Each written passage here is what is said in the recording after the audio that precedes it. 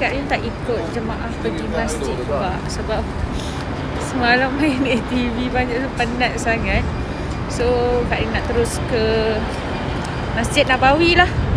Kita nak iktikaf kat sana seharian hari ni. Malam nanti baru kita balik hotel. InsyaAllah, insyaAllah. Shopping semua hari ni lah. InsyaAllah. Oh, nak melontar. So, tu hotel Kak Rin. Kak Rin jalan. Hotel Kak Rin ni berdekatan dengan Masjid Aghamamah dengan Masjid Saidina Abu Bakar. Dekat sini tadi Kak Rin tengok suhu dia 36 darjah Celsius, tak panas sangat. Sebab sebelum-sebelum ni sampai 45. Tapi hari ni 36 je. So okay, alhamdulillah.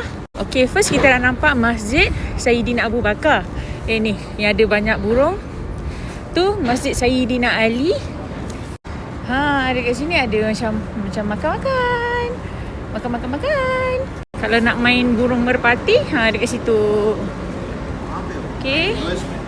Jalan-jalan. Itu Masjid Nabawi. Dekat je kan. Ini Masjid Aghamamah. Masya Allah, cantik-cantik. Korang nak tengok ke apa ada dalam Masjid Aghamamah? Jom kita masuk kejap lah. Belanja korang interior dia. Bismillah.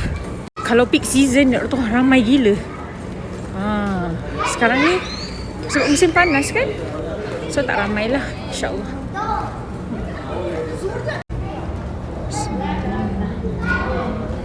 Okey, penghadang ni bahagian lelaki. So inilah interior dalam Masjid Aghamamah. Simple je. Kak Rin masuk, buat solat sunat tahiyatul masjid, kita ziarah, and then Kak Rin akan sambung pergi balik dekat Masjid Nabawi. Saja nak belanja korang view dekat dalam masjid ni kan, yang mana yang tak pernah tengok tu kan. Kalau peak season memang ramai. Memang kalau masuk tu sempit, nak solat macam bergimpit-gimpit. Tapi alhamdulillah pergi musim panas ni memang tak ramai, santai-santai. Okey, dah siap, kita nak sambung ziarah dalam Masjid Nabawi. Perjalanan kita, langit dia biru kan, cantik, Masya Allah. Punya hotel dekat dengan gate 310. Okay, nak masuk dalam.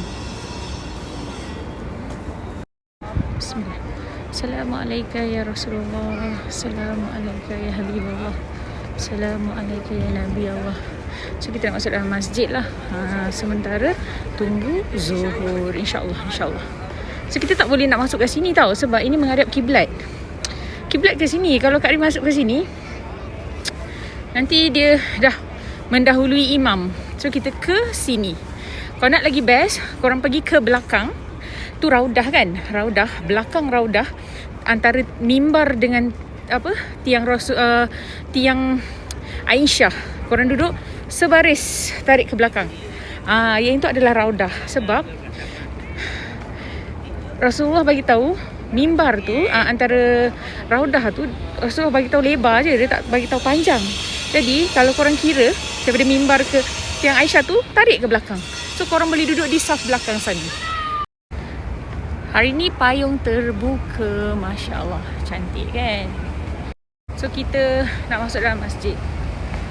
Dia tak macam peak season tau. Peak season kalau sejam awal dah tutup, dah penuh. Tapi sebab kalau musim panas, 1 jam awal masih open lagi, insyaAllah, dia punya masjid. Musim panas korang kena pakai macam ni lah. Tutup atas, tutup muka, sebab matahari dia tajam kena kulit.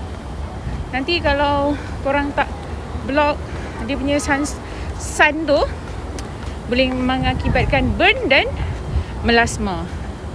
Yang ni lelaki tau. Sini lelaki. Perempuan kena masuk belakang. Okay, belakang. Kiblat dia dekat sana. So tu depan ni lelaki, perempuan belakang. Okay, kita masuk kat sini. Kalau boleh pergi lagi hujung belah sana, dekat-dekat sebaris dengan raudah tu.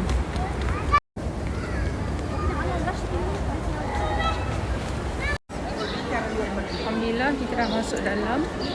So kita nak pergi hujung belah sana lah.